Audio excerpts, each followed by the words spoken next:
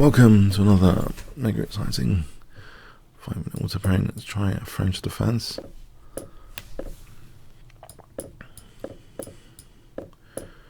Oh, his wait and move. At this position. Can I play G6?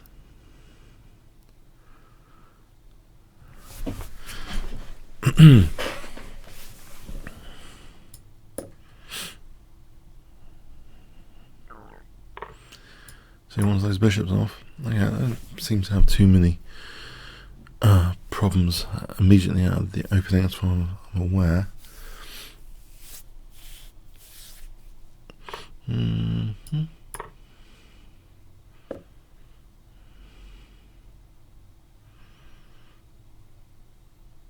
Although my dark squares might be vulnerable.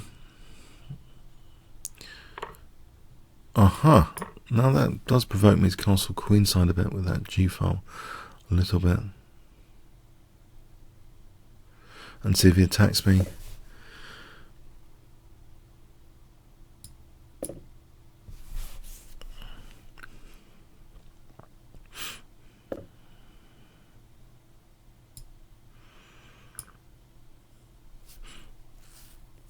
So he's banking on knight G5, is he? I guess. Right, I should be concerned about.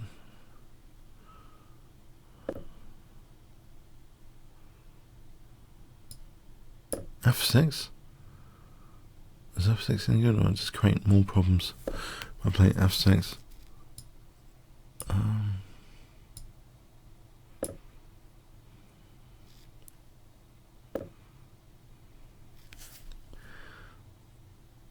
Yeah, I don't want to lose the knights.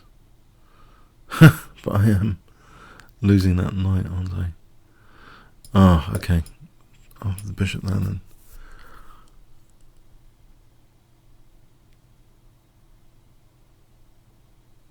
Yeah, I don't know how to attack him with the knight on G5. He might have quite a good point here. This knight on G5 stops quite a bit.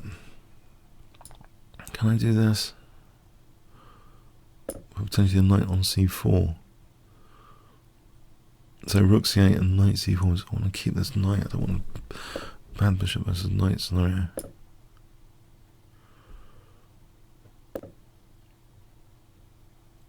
Yeah, so he's got a nice bind on the position. If I did B6.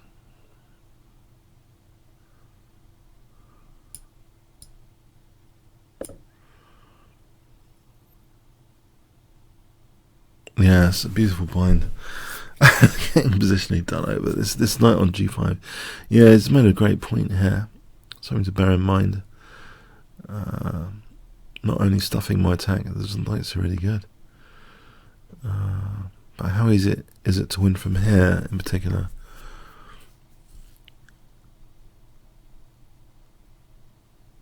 Who goes there? I'll take and then knight B3, I suppose. So we'll just knight B3. So I've got a target on C3 at the moment. My H5 is vulnerable.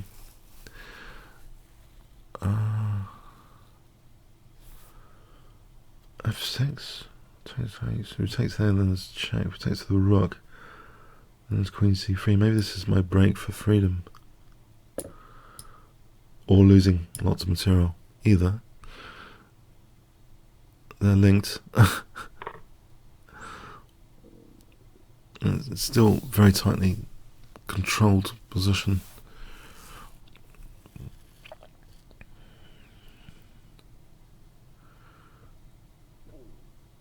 Yes. It's got my position sewn up.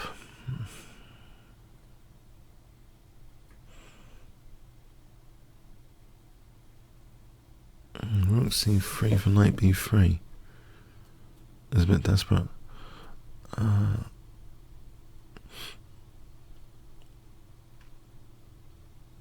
Knight to E4 plan. Let's try this. Knight C5 to E4.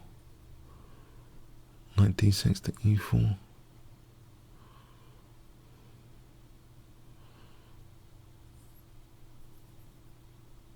He can just take on e6, of course. He might not want to lose his total bind on the position.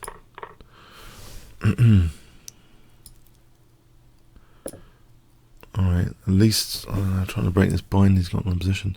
Knight c5 to e4 coming up. Oh, another one. I don't want to lose d5. If I get knight c5 to e4, I might have a good position. Essentially.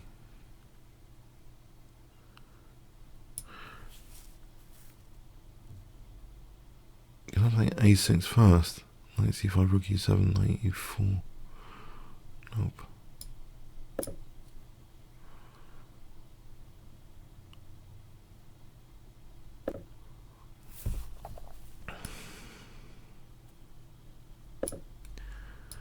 Scary. I don't know if I'm ever going to get in knight e4.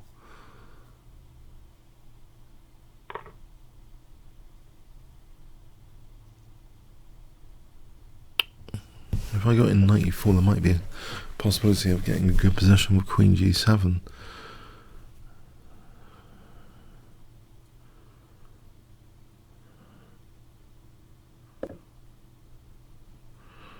Okay, how is this ending? If I took...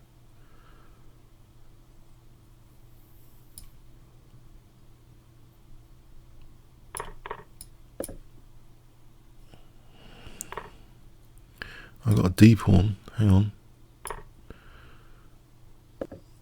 Right, blocks. Yeah, at least I've got a pawn back. One pawn back.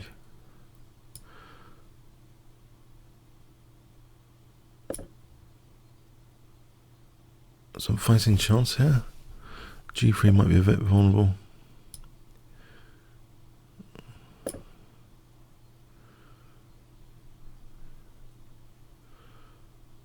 Yeah, if I can play rook g3, otherwise he's got no queen, rook h6, knight g3, rook g3.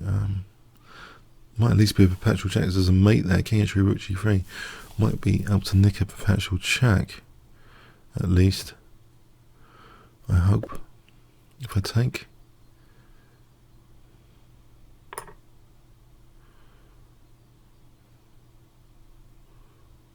I come back in the game. He had a beautiful bind, I've got to say. Right, there's a perpetual check, which maybe I should consider. Check. Accepting. Check.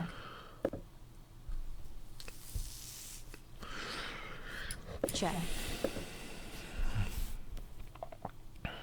And there's rook g4 if I want to try and play for a win. There's knight f3 after. So, I think because he had a beautiful bind, I think it's not just that. He's got a pass pawn here.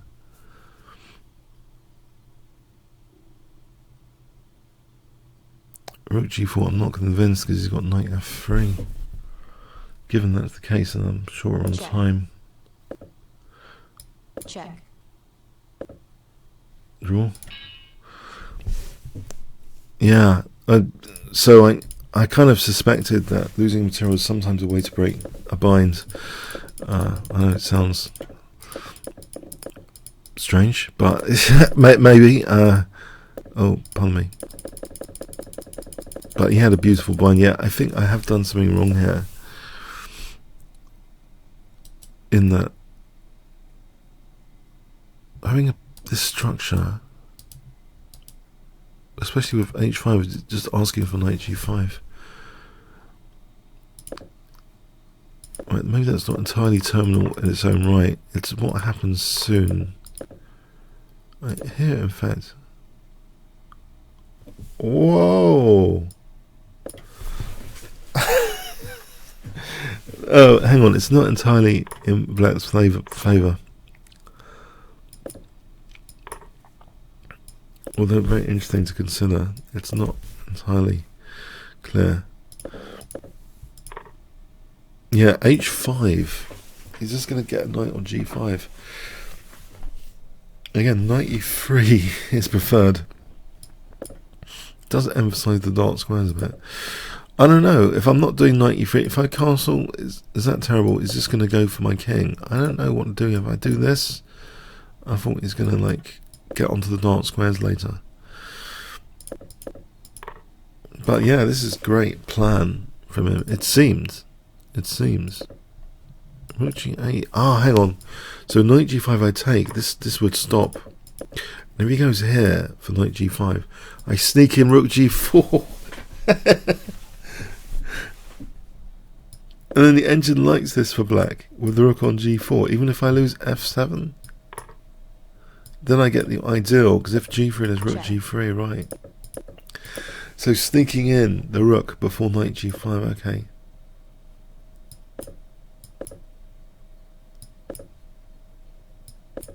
This knight, I thought, I sensed that could sometimes do this, go to g6. This is a scenario where he's trying to block, and I'm trying. Oh, f5 as well. There's a play here. There's counterplay. This is the counterplay territory. This is counterplay land, I think. Well, am I losing the exchange? I have to give up the exchange. It's quite radical. Knight f3. If he took here, he'd be in trouble, right? Yeah. So that's radical. There is a radical way of doing it without allowing this huge bind on the position I gave him on a plate.